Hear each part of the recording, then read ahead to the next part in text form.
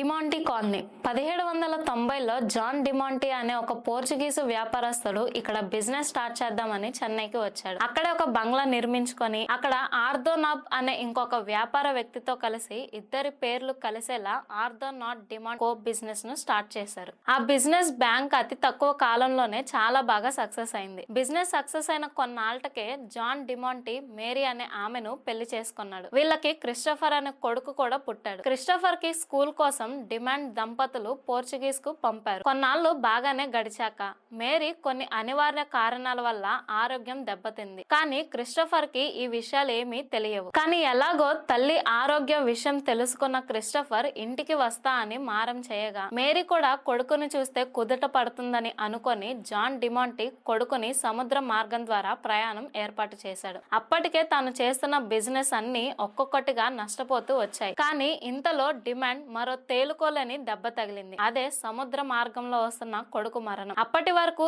ఎన్నో దెబ్బలు తిని వచ్చినా తట్టుకొని నిలబడ్డ డిమాంటీ ఒక్కసారిగా కుప్పకూలిపోయాడు. ఈ విషయం తెలుసుకున్న మేరీ మానసికంగా దెబ్బతిని పిచ్చిదైపోయింది. అటు కొడుకు మరణం, ఇటు భార్య మానసిక పరిస్థితి చూసి డిమాంటీ కుంగిపోయాడు. కొన్నాళ్ళకి తేరుకొని మళ్ళీ వ్యాపారం మొదలు పెట్టాడు. వ్యాపార నిమిత్తం డిమాంటీ బయట ఊరికి వెళ్ళాడు. తన భార్య మేరీ ఆరోగ్య మానసిక పరిస్థితి బాగోకపోవడంతో తనని ఇంటిని చూసుకోవడానికి పని వాళ్ళని నియమించి వెళ్ళాడు. 8 నుంచి 9 నెలలకి తిరిగి వచ్చిన డిమాంటీ భార్య పరిస్థితిని చూసి ఆశ్చర్యపోయాడు. ఎందుకంటే తన భార్య పరిస్థితి మరింత క్షీణించిపోయింది. తన ఫ్యామిలీ డాక్టర్ ని పిలిపించి వైద్య పరీక్షలు చేయగా మేరీ ప్రెగ్నెంట్ అని తెలిసింది. మానసిక పరిస్థితి సరిగ్గా లేదని, తన భార్యపై ఎవరో మానభంగానికి పాల్పడ్డారని నిర్ధారించుకున్నాడు. ఆ ఇంట్లో పని చేస్తున్న ప్రతి ఒక్కరి మీద అనుమానపడ్డాడు. తన ఇంట్లో పని చేస్తున్న పని వాళ్ళ మీద కోపంతో రగిలిపోయాడు. అయితే మానభంగం చేసి ఉంటారు లేదా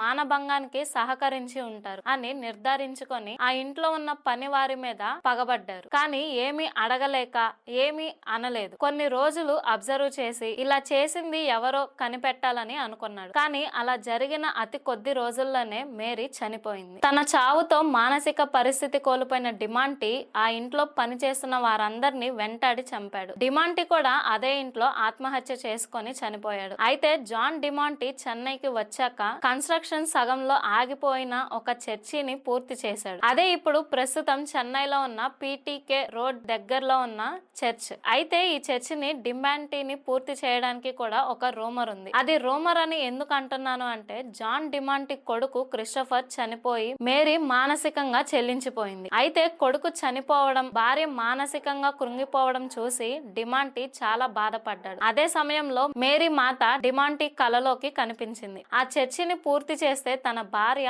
మానసికంగా కుదుటపడి వ్యాపారంలో కూడా మళ్ళీ అభివృద్ధి అనే చెప్పినట్టు వచ్చింది. అయితే డిమాంటీ చర్చి పూర్తి చేసింది 1806వ సంవత్సరంలో. కానీ డిమాంటీ కొడుకు క్రిస్టోఫర్ చనిపోయింది 1816లో. సో అందుకే దీన్ని రూమర్ అని అన్నాను. ఇక మేరీ చనిపోయాక డిమాంటీ ఆ ఇంట్లో పనిచేసే 7గురిని చంపి 4గురిని గాయపరిచి తరువాత తను కూడా ఆత్మహత్య చేసుకొని 1821వ సంవత్సరంలో చనిపోయాడు. ఈ కథ గురించి ఇప్పటికీ మాట్లాడుకోవడానికి కారణం డిమాంటీ ఆ ఇంట్లోనే చనిపోయాడు. డిమాంటీ ఆ ఇంట్లో చనిపోయాక కూడా రాత్రిపూట ఆ ఇంట్లో నుండి ఎవరో ఉన్నట్లుగా గట్టిగా అరుపులు, ఏడుపులు వినిపిస్తాయి. ఆ కాలనీ వాళ్ళంతా రాత్రిపూట కాపలాకి వాచ్మెన్ ని పెడితే వారు కూడా ఉదయానికి చనిపోయేవారు. అటువైపుగా వెళ్లిన పెంపుడు కుక్కలు, వీధి కుక్కలు కనిపించకుండా పోవడం ఆ ఊహాగానాలు మరింత బలోపేతం చేశాయి. ఆ తరువాత ఒక్కొక్కరుగా ఆ కాలనీని ఖాళీ చేసి వెళ్ళిపోయారు. అయినా కానీ రాత్రి సమయంలో మాత్రం కిటికీలు,